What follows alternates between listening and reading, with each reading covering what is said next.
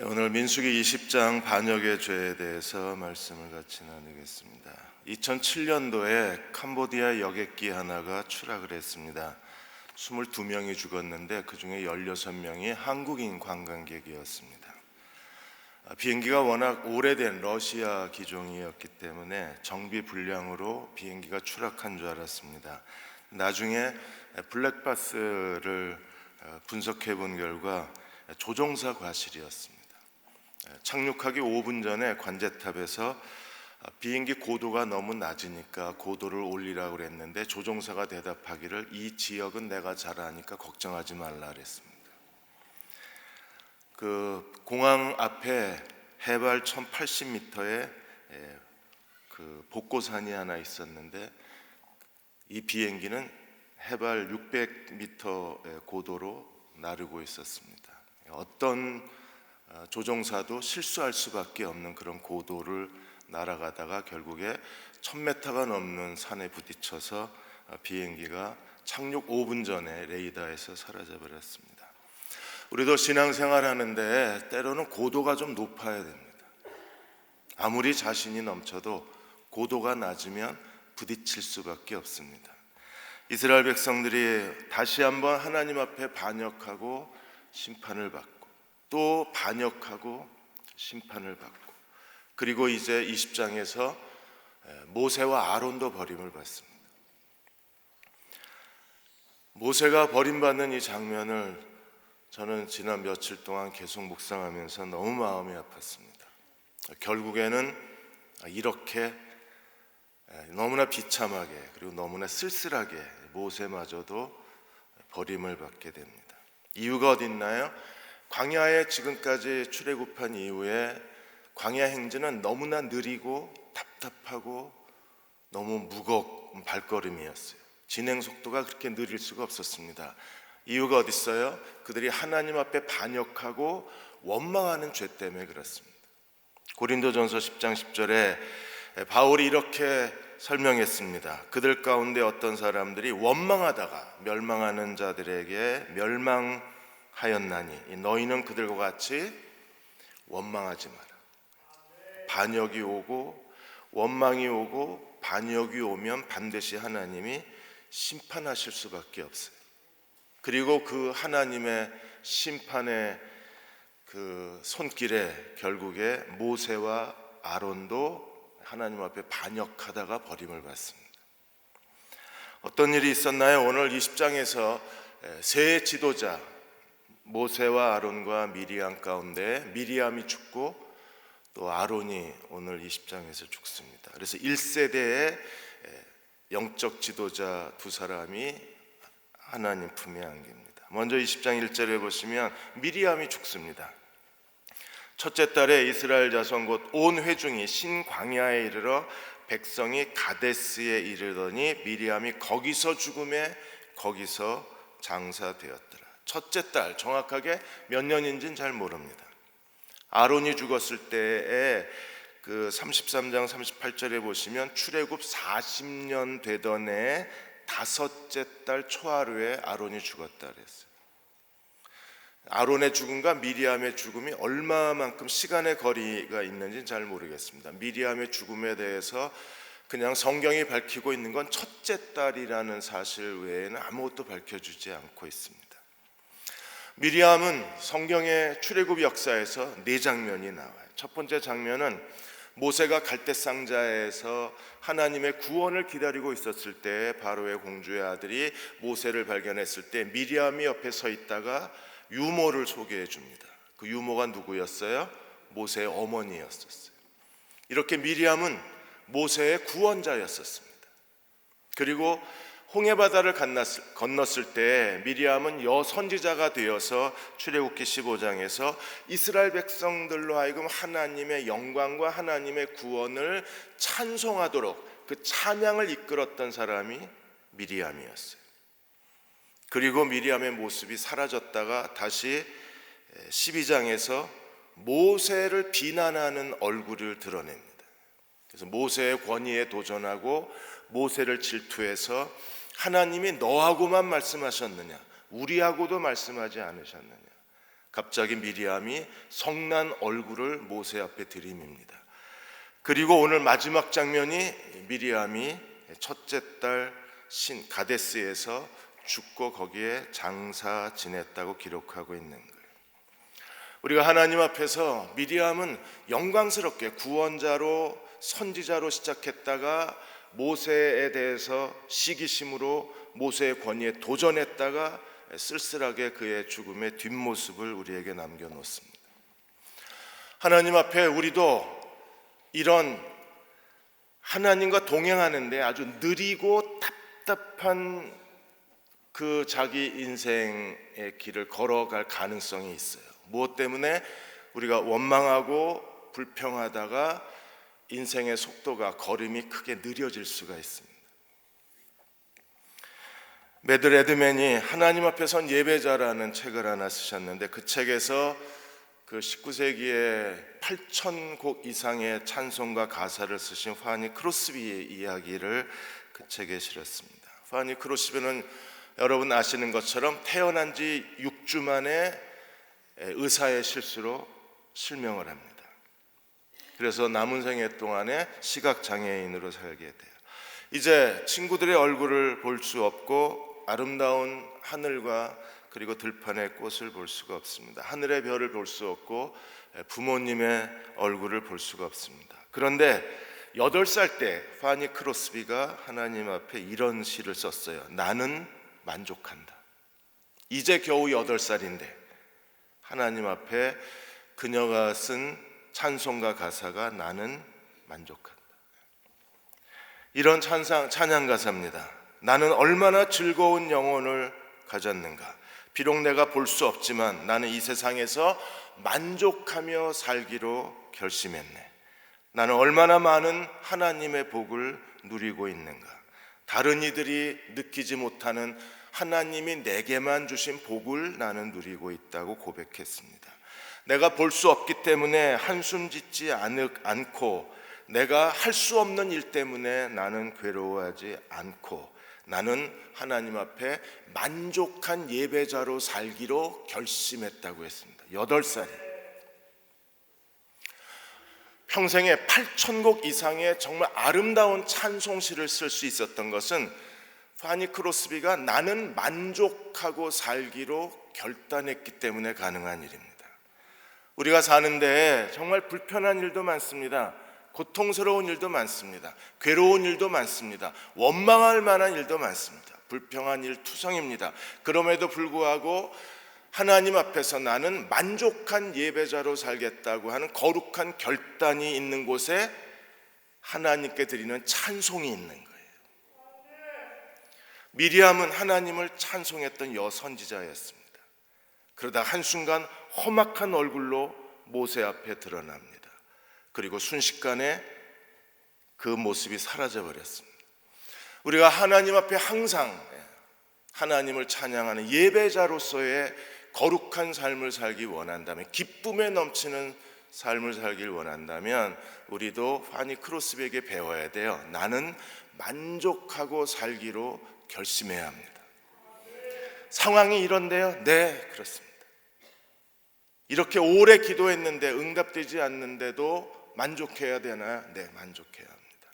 내가 만족하고 하나님께 찬양을 드릴 때에 하나님은 우리에게 더 큰, 오늘 기도하신 집사님의 기도처럼 하나님은 우리에게 더 큰 좋은 것을 준비하시는 하나님이시기 때문에 그렇습니다. 두 번째로 2절에 13절까지 이제 모세와 아론이 하나님께 버림을 받습니다. 이스라엘 백성들은 이 반역과 원망이 주기적으로 반복이 됐습니다. 하나님 앞에 원망하다가 반역하게 되고 심판을 받고, 원망, 반역, 심판이 이 세트가 계속 한 번, 이 원망, 반역 세트가 한 바퀴 돌고, 그래서 하나님이 많은 사람들이 심판을 받게 되고, 다시 원망, 반역, 심판의 세트가 돌고, 또 원망, 반역, 심판의 세트가 도는 거예요. 11장에서 섞여 있는 무리들이 그들이 자신들의 처지를 비관하면서 순식간에 이 비관이 비관하는 사람들, 자기에 대해서 푸념을 늘어놓는 사람들이 확산되면서 하나님께서 진 끝에부터 하나님의 심판의 불이 일어나서 하나님의 분노로 많은 사람이 죽습니다. 만나가 실증났다고 고기 먹고 싶다고 아우성치는 사람들로 인해서 결국에 하나님이 메추라기 때만 보내신 게 아니라 하나님께서 전염병도 같이 보내셔서 불평하는 사람들을 하나님이 다 심판하셔야 했었습니다. 미리암이 질투를 느껴서 아론과 함께 권위로 모세의 권위에 도전하다가 하나님이 미리암을 나병 환자, 아주 극심한 피부병으로 인해서 일주일 동안 격리 조치 당하게 하셨어요. 그리고 다시 돌아온 뒤에 미리암의 모습을 우리가 찾아볼 수가 없습니다.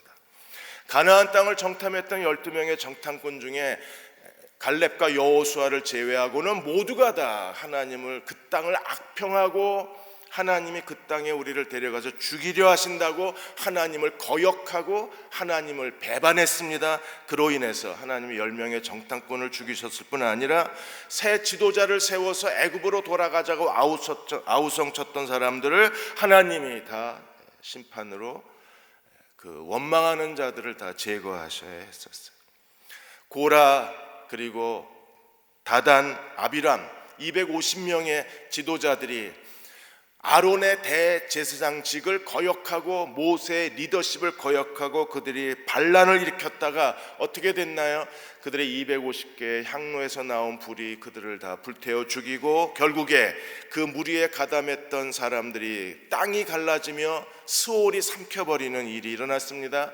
그러자 백성들이 모세와 아론이 그들을 죽였다고 다시 큰 소리로 원망하고 불평을 늘어놓자 하나님께서 다시 역병을 보내셔서 그들을 죽이셨습니다. 그리고 아론이 향로를 들고 죽은 자 산 자 사이에 섰을 때에 하나님의 심판의 역병이 멈췄어요. 그때 죽은 사람이 14,700명이라고 기록하고 있습니다. 이게 계속 반복이 되는 거예요.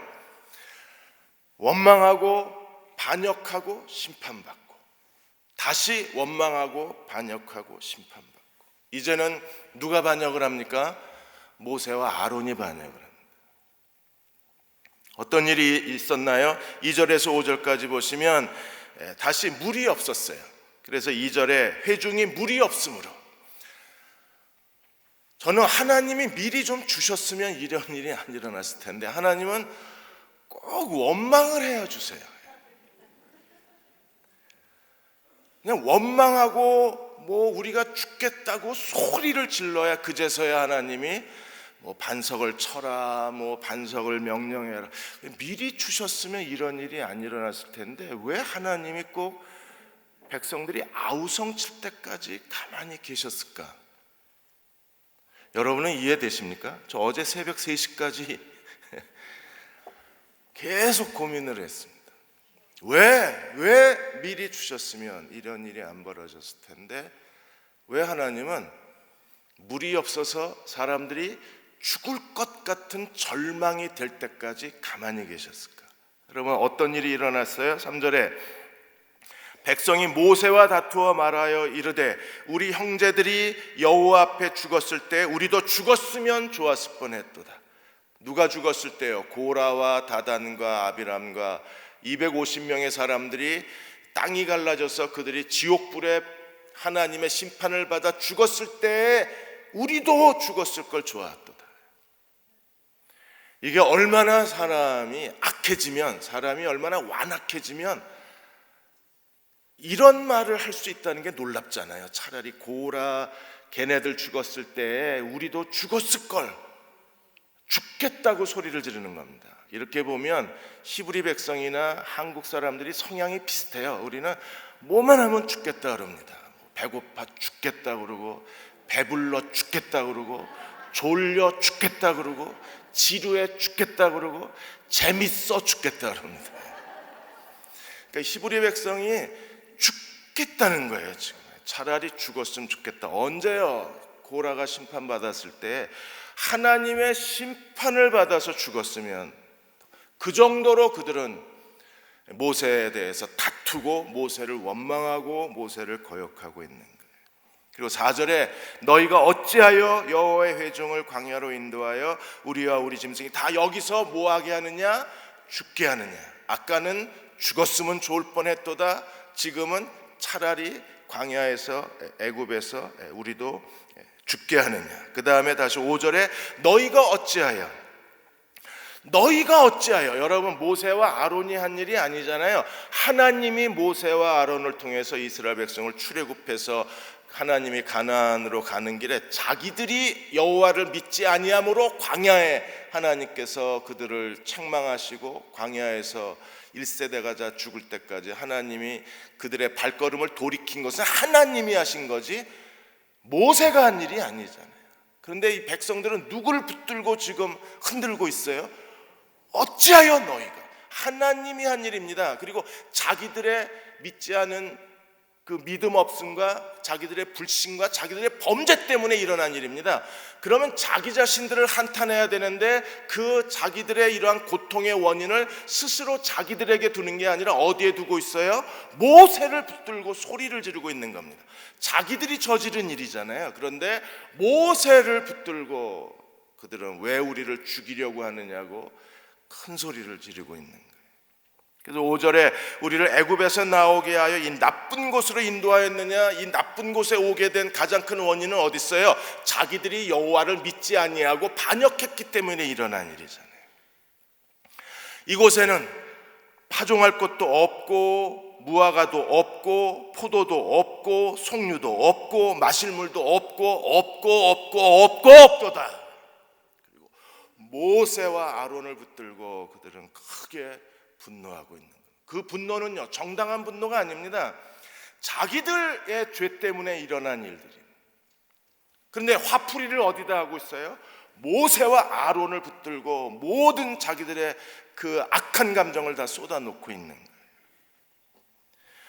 결국에 이 일에 대해서 하나님이 이 백성을 책망하신 게 아니라 오히려 이 사건으로 인하여 모세와 아론이 하나님을 거역하다 버림을 당하는 거예요. 모세와 아론이 어떻게 했습니까? 6절에서 9절까지 보시면 그들이 하나님 앞에 엎드렸어요. 그러자 하나님의 영광이 드러났습니다. 하나님의 영광이 드러나셔서 백성들을 책망한 게 아니라 하나님께서 백성들을 마실 물을 주시기 위해서 여호와가 명령을 하셨어요. 그래서 8절에 지팡이를 가지고 내 형 아론과 함께 회중을 모으고 그들의 목전에서 너희는 반석에게 명령하여 물을 내라. 내가 그 반석이 물을 내게 하여 회중과 그들의 짐승을 마시게 할지어다. 아니, 원망하기 전에 미리 이렇게 해주셨으면 백성들이 얼마나 하나님께 감사했겠어요. 그냥 가는 곳마다 반석이 있는 곳마다 그 하나님이 모세에게 반석을 치라 명령하시거나 반석에 명령하라 그래서 알아서 그냥 물이 펑펑펑 쏟아 나왔으면 백성들이 이렇게 그 험악한 얼굴을 하고 모세를 향해서 그 분노를 쏟고 원망을 쏟고 불평하지는 않았을 거 아니에요.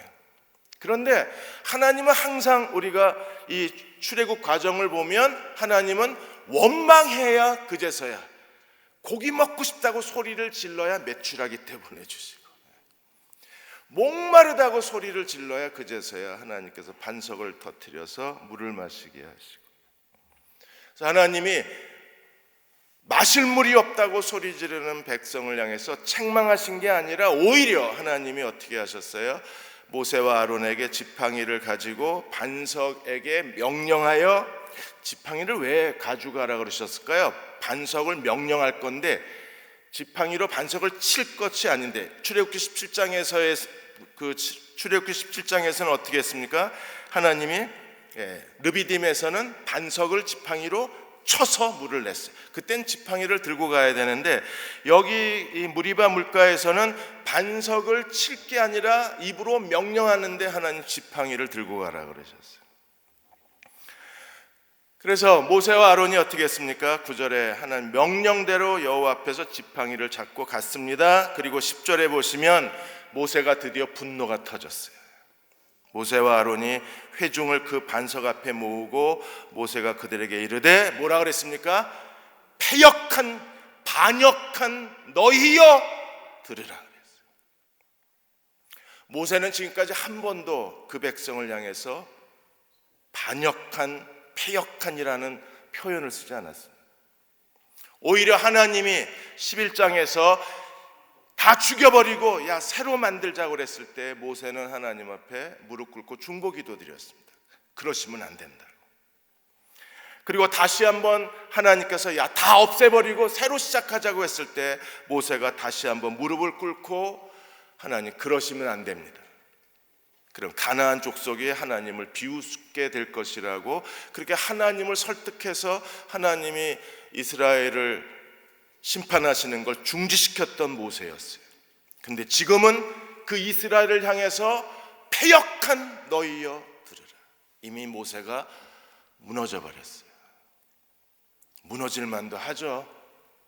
40년을 시달렸으니까 어떤 사람도 버텨내기는 정말 어려웠을 것 같아요.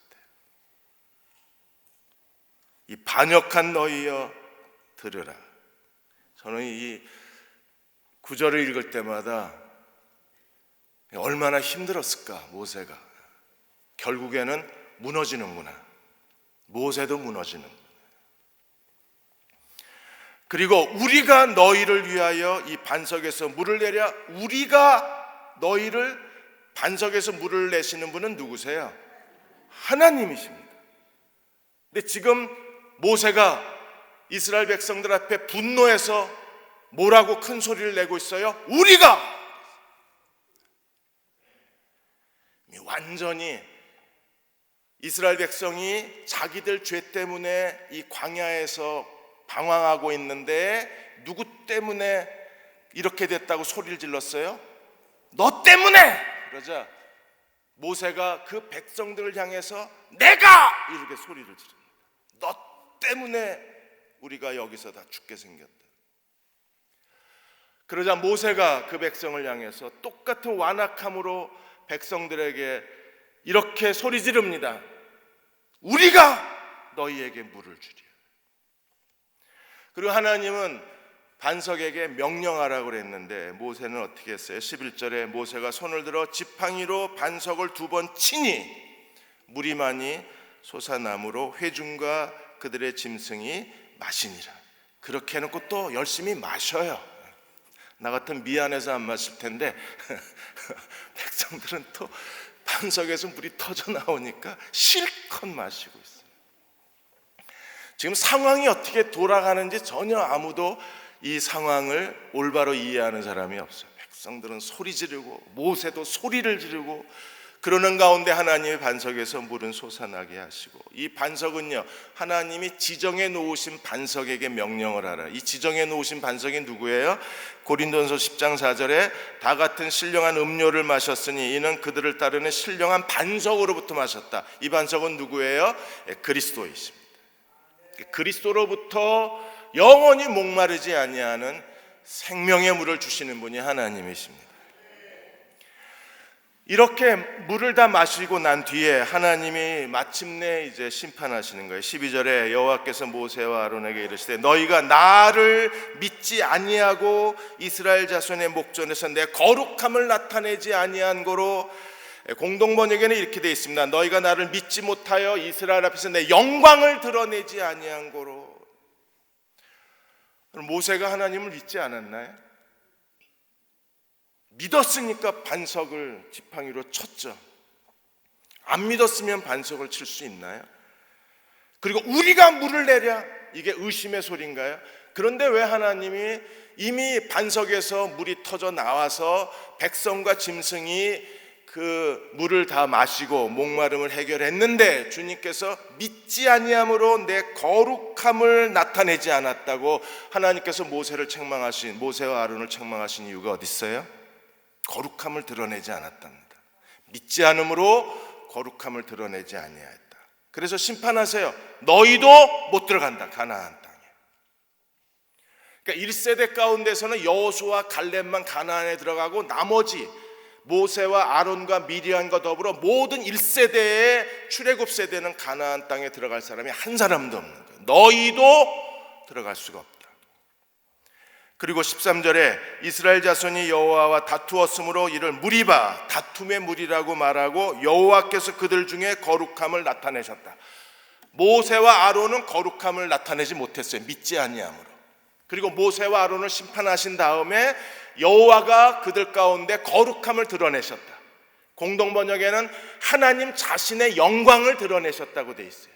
도대체 이게 무슨 말입니까? 모세와 아론은 거룩함을 드러내지 못했는데 하나님은 모세와 아론을 심판하신 뒤에 너희는 못 들어가, 너희도 멸망이야. 하나님께서 1세대하고 똑같이 그들을 광야에서 죽임을 당하게 하시고 나서 하나님의 거룩함이 드러났답니다. 무슨 의미일까요? 모세와 아론이 뭘 믿지 않았어요? 끝까지 이스라엘 백성을 하나님께 맡기지를 못했습니다. 사람을 맡겨야 되는데 사람을 못 맡겼어요. 이 패역한 백성들은 이미 모세가 심판자가 되어버렸어요. 지금까지는요, 모세는 그들의 중보자였었어요. 항상 백성의 중보자였었어요. 용서해 주십시오, 살려주십시오, 죽이시면 안 됩니다. 중보자였었어요. 그러다가 이제 모세도 인내의 한계가 차니까 백성을 향해서 버럭 소리를 지른 겁니다. 이 패역한 백성들. 백성들에 대해서 패역했다. 우리가 너희를 위해서 물을 내려. 마치 자기가 이 일을 해결할 사람인 것처럼. 물론 하나님이 모세를 보냈으니까 모세가 해결자이긴 하지만, 그러나 물을 주시는 분은 하나님이신데 그 자리에 모세가 앉아버린 거예요. 우리가 너희에게 물을 주겠니. 사람을 맡겨야 우리 하나님의 거룩함이 드러나는데, 우리도 살다 보면 사람을 못 맡기잖아요. 18세기에 미국의 부흥운동을 주도했던 조나단 에드워드 목사님은 예일대 출신으로 아주 간결하고 강한 설교로 수많은 죄인들이 회심하고 주님께로 돌아오는 부흥의 그 불을 일으켰던 분이셨습니다. 조나단 에드워드가 이렇게 가는 곳마다 거룩한 회개의 부흥을 일으키자 시기한 목회자들이 조나단 에드워드에 대해서 있지도 않은 헛소문을 퍼뜨리기 시작했어요. 워낙 이 헛소문은 굉장히 빠르게 확산되는 특징을 갖고 있죠. 순식간에 이 조나단 에드워드에 대한 좋지 않은 소문이, 나쁜 소문이 조나단 에드워드보다 먼저 가 있었어요. 그리고 조나단 에드워드의 모든 사역을 방해하고 하나님의 일을 크게 훼손시키고 하나님의 이름을 더럽혔습니다. 그러자 조나단 에드워드를 아끼는 같은 동료 지도자들이 변명해라, 아니라고 말해라, 네가 아니라고 변명을 해야지. 이렇게 됐다가 소문이 더 커지면 내가 여기서 완전히 매장당할 수도 있으니까 아니라고 말해라. 그때 조나단 에드워드가 뭐라 그랬습니까? 하나님이 나의 신원이 되시겠다고 약속해 주셨다. 하나님이 나를 신원해 주실 것이다. 그분이 나를 신원해 주지 아니하신다면 내가 아무리 나를 변명해도 사람들의 헛소문을 막을 수는 없다. 나는 하나님께 맡기겠다 그랬어요. 여러분, 이게 거룩이에요. 나는 하나님께 맡기겠다. 이게 믿음입니다. 이 믿음을 가졌을 때에 하나님의 영광이 드러나는 거예요. 그런데 모세와 아론은 이 마지막 그 순간에 이제 가나안을 목전에 두고 너무나 큰 실수, 단 한 번의 실수로 날아가 버리는 거예요. 단 한 번의 하나님 앞에 믿지 아니함으로 인해서 순식간에 모세와 아론도 가나안에서 쫓겨나 버린 거예요. 마치 아담과 하와가 에덴에서 추방당한 것처럼 모세와 아론도 가나안에서 추방을 당했습니다. 사랑하는 여러분, 정말 힘든 일입니다. 그래도 반드시 해야 될 일이 뭐냐 하면 우리의 신원과 보응이 하나님께 있다는 사실을 믿어야 합니다. 그리고 하나님께 맡기십시오. 그분이 우리를 신원해 주실 때 모든 문제가 해결이 돼요. 조나단 에드워드는 어떻게 됐을까요?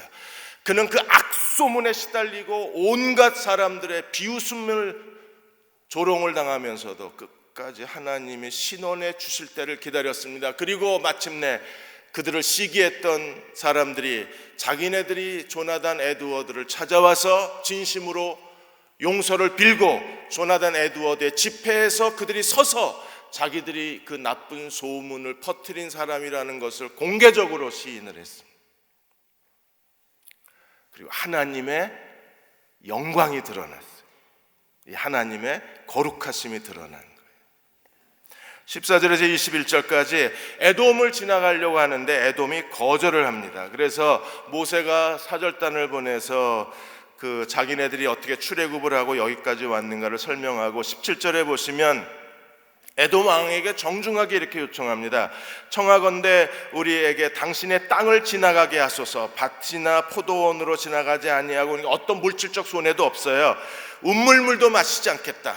물 한 방울도 마시지 않고 큰 길로 왕의 대로로만 지나가겠다. 그래서 왼쪽으로나 오른쪽으로나 치우치지 아니하고 빨리 에돔 땅을 통과하겠다. 여러분, 드디어 야곱과 에서의 후손이 출애굽 이후에 그 야곱과 에서가 만난 이후에 처음으로 야곱의 자손 이스라엘과 에서의 자손 에돔이 만나는 거예요.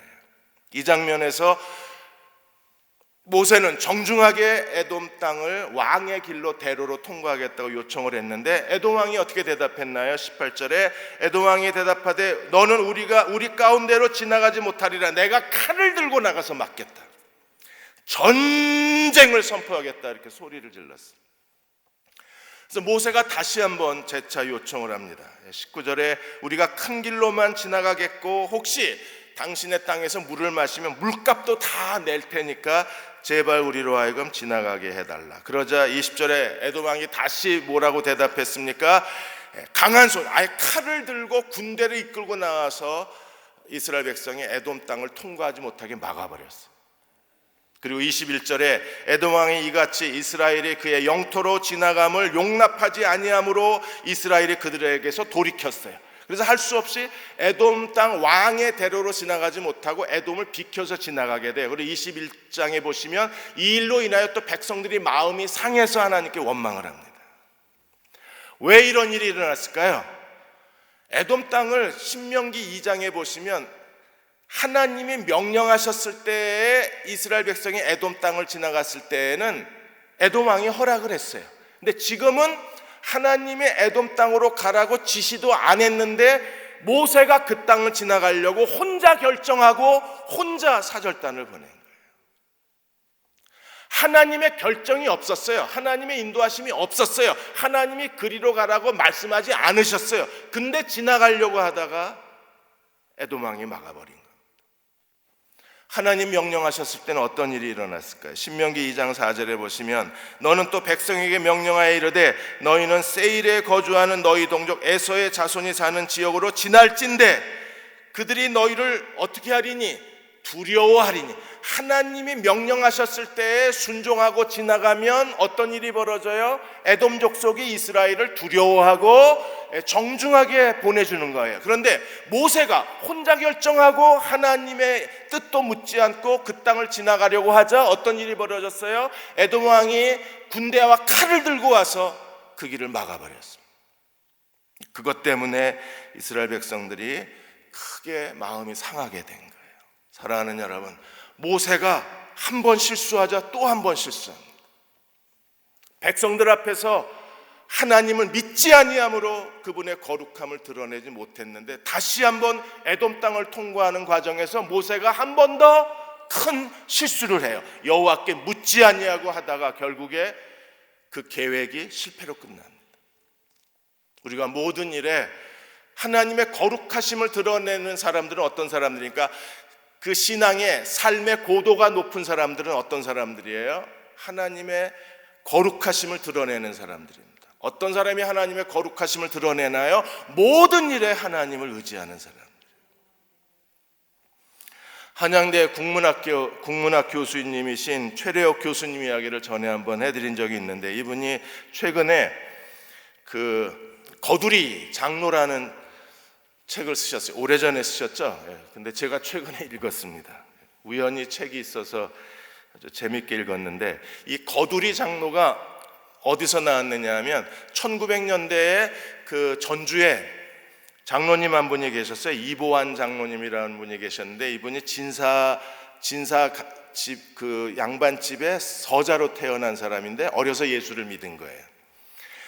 근데 그때 막 찬송가가 보급이 됐을 때 그 찬송가 중에 새벽부터 우리 사랑함으로써 거두리로다 거두리로다 거두리로다, 이 찬송을 이 이보환 장로님이 밤낮으로 부르고 다니는 거예요. 이 찬송을 거두리로다 거두리로다. 그래서 별명이 거두리 장로입니다. 근데 이 장로님의 그 거두리 장로라는 별명에서 이 최례옥 교수가 정말 큰 은혜를 받아요. 그래서 자기도 이제 거두리 장로가 되겠다. 이분이 최연소 성결교단에서 최연소 장로가 되신 분이 최례옥 교수님입니다. 이분이 신일 고등학교 선생님이었을 때 하나님 앞에 서원을 해요. 야곱처럼 서원을 했는데 뭐라고 서원했냐면, 하나님 3가지를 이루어 주시면, 30대에 3가지를 이루어 주시면 평생 하나님만을 위해서 살겠습니다. 30대 3가지가 뭐냐 하면, 30대 대학 교수가 되게 해달라, 박사학위를 받게 해달라, 30대 장로가 되게 해달라. 그 당시에는 30대 장로가 없거든요. 근데 하나님이 최례옥 교수님의 기도를 들어주셔서 36세, 만 36세에 성결교단 최초의 최연소 장로가 돼요. 그리고 37세에 대학 강단에 강사로 쓰게 됩니다. 그리고 40세에 아슬아슬하게 하나님은 항상 마지막에 역사하시잖아요. 그래서 만 39세, 40세 넘어가기 직전에 박사학위를 땁니다. 그래서 하나님이 30대의 모든 걸 다 이루어 주셨어요. 이분이 만 36세에 기름 성결교회 장로가 되셔서 거기서 35년을 심우를 합니다. 그리고 이 거두리 장로라는 책을 통해서 이제 자기가 시무 장로로서의 삶을 거둘 때가 됐다. 그래서 지금까지 살아온 것 중에 선하고 아름답고 하나님 은혜로 주신 것은 하나님께 영광을 돌리고, 그리고 자기의 인생에 실패하고 부끄럽고 수치스러운 것은 하나님 앞에 용서를 비하고 구하고 다시 한번 정결해짐으로 자기의 남은 인생을 하나님께 거두며 살겠다 그랬어요. 그래서 거두리 장로입니다. 여러분도 이제 거두실 때 되지 않았어요?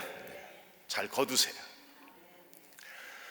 그래서 알곡은 거두어서 어디로 드리고 곳간에 드리고, 가라지는 거두어서 어디로 불에 태워버리고, 인생을 정리할 때가 된 거예요.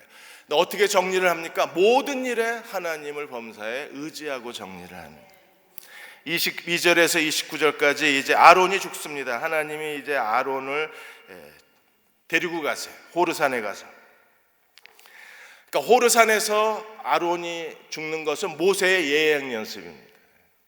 모세도 하나님이 산에서 부르셨잖아요. 그래서 24절에 아론은 그 조상에게 돌아가고 내가 이스라엘 자손에게 준 땅에 들어가지 못하리니 이제 너도 가라. 이제 너도 마지막이다. 너는 왜 하나님이 아론을 데려가세요? 이는 너희가 무리바 물에서 내 말을 거역했습니다. 하나님은 명령해서 물을 내라 그랬는데 모세와 아론이 반석을 2번이나 쳤습니다. 한 번만 쳤어도 좀 죄가 경감이 됐을 텐데 2번 친 건 이건 분노의 지팡이질이잖아요. 하나님이 한 번 쳐도 얼마든지 물을 내시는 분이잖아요. 그런데 2번을 내리친 것은요, 모세의 분노입니다. 그래서 하나님이 그것 때문에 나를 거역했다. 그래서 하나님이 데려가겠다. 하나님이 아론을 데려갔을 때 대제사장의 옷을 아론이 입고 있는데 아론이 죽으며 대제사장 옷이 더러워지니까 하나님이 세대 교체를 하십니다. 이제 1세대 대제사장 그 아론에서 2세대 대제사장 그의 아들 엘르아살이 대제사장직을 승계하는 거예요. 이제 1세대는 끝나고 이제 2세대가 시작이 되는 거예요. 그래서 25절에 아론과 그의 아들 엘르아살을 호르산으로 올라가고 26절에 아론의 옷을 벗겨 그 아들 엘르아살에게 입히고 아론은 그 호르산에서 죽어요. 하나님 이렇게 죽게 해주십시오. 기도하고 있습니다. 양로병원에서 안 죽고 병원 입원실에서 안 죽고 그냥 하나님이 야, 너 보문산에 9년 1월 4일 12시에 올라와라. 너 데려가야 되겠다. 그래서 제가 다 재산 다 정리하고 유언 다 남겨놓고 아내에게 작별 키스를 하고 그 다음에 12시에 하나님 지정하신 보문산 장소에 가면 거기서 하나님께서 나를 휙 데려가시며 얼마나 깨끗하게 죽어요. 여러분 기도하세요. 하나님 아론처럼 데려가 주십시오. 그냥 살아있다가 옷을 엘르아셀에게 입히는 순간에, 그 순간에 28절에 보시면 모세가 아론의 옷을 벗겨 그 아들 엘르아셀에게 입힘에 아론이 그 산 꼭대기에서 죽으니라. 이렇게 죽어야 돼요. 이렇게 죽으시기를 축원합니다. 하나님이 미리 다 데려와라. 호르산에 옷을 갈아입혀라. 하나님이 다 아론의 죽음을 다 하나님이 마련하신 거잖아요. 죽은 다음에 해야 될 일을 다 하나님 앞에서 하고 그 다음에 옷을 벗자마자 하나님이 깨끗하게 다 데려가시고. 그래서 이스라엘 백성들이 어떻게 했어요? 29절에 30일 동안 애곡했습니다. 모세도 30일 동안 애곡을 했습니다. 사랑하는 여러분, 고린도전서 10장 5절에 바울이 고린도 교회에게 이렇게 말했어요. 저희의 다수를 하나님이 기뻐하지 아니하심. 원망, 반역, 심판. 그 반역의 끝 무렵에 모세와 아론도 걸려들은 겁니다. 다수를 하나님이 기뻐하지 아니하심으로 그들이 광야에서 멸망을 당하였느니라. 하나님을 기쁘시게 하는 일에 온 힘을 다 기울이십시오. 우리 하나님을 기쁘시게 하고 의롭게 살려고 몸부림을 쳐야 합니다. 지금 이 신앙, 원망과 불평의 이 신앙 고도로 날아가다가는 산에 부딪혀요. 레이더에서 사라져버려요. 고도를 좀 높입시다. 하나님을 기쁘시게 하는 그리스도의 종들로 사십시다. 하나님이 우리를 더 영광스럽게 하시고 하나님이 우리에 대한 그분의 뜻을 이루어 주시고 하나님이 우리를 데려가기 원하시던 목적하신 곳까지 우리를 안전하게 데려가 주실 거예요. 그렇게 쓰임받는 저와 여러분 되시기를 주의 이름으로 축원합니다. 자, 우리 423장입니다. 먹보다도 더 검은 죄로 물든 마음, 저도 회개하는 마음으로 부르고, 혹시 여러분 중에도 회개할 게 있으면 모세와 아론도 그냥 한순간에 죄짓고 심판받았는데 하나님 우리를 용서해 주십시오. 우리가 하나님께 맡기지 못했습니다. 그럼 회개하는 마음으로 우리 1절하고 4절만 부르시고 기도하고 축도하겠습니다.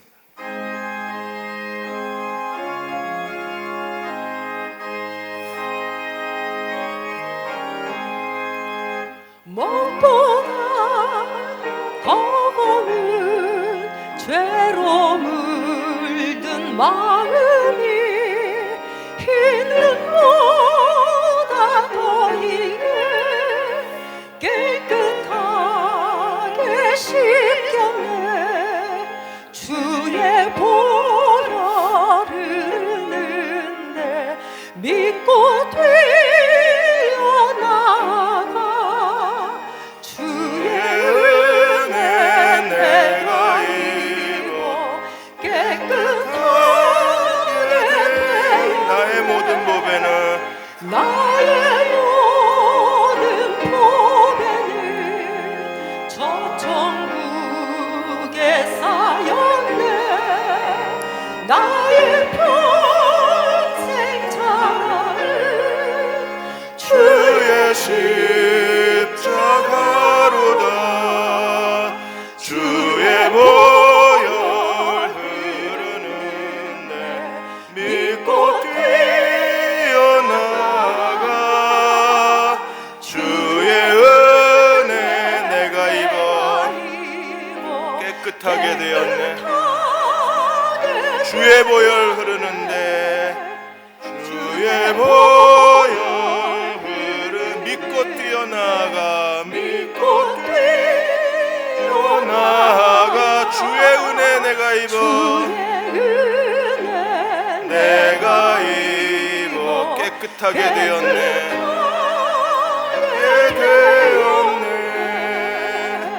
자, 우리 함께 기도하겠습니다. 하나님, 우리가 우리 마음의 모든 원망을 다 사라지게 하여 주옵소서. 모든 불평과 염려와 짜증과 그리고 괴로워하는 마음들을 주의 보혈로 씻어주시고 성령이여 새롭게 하여 주셔서 하나님 앞에 항상 만족하며 살게 해 주옵소서. 여호와가 나와 함께 계심에 내가 부족함이 없으리로다. 그 만족한 영혼으로 주를 예배하는 예배자가 되게 하여 주시고, 주님이 나와 함께 계심에 내가 부족함이 없으리로다. 그 믿음으로 하루하루 살아가는 주의 백성 되게 하여 주옵소서. 내 영혼에 만족함을 더하여 주옵소서. 우리 같이 함께 통성으로 기도하겠습니다. 아버지 하나님, 만족함을 더하여 주옵소서. 기뻐하게 하여 주옵소서. 하나님, 은혜를 사모하게 하여 주옵소서.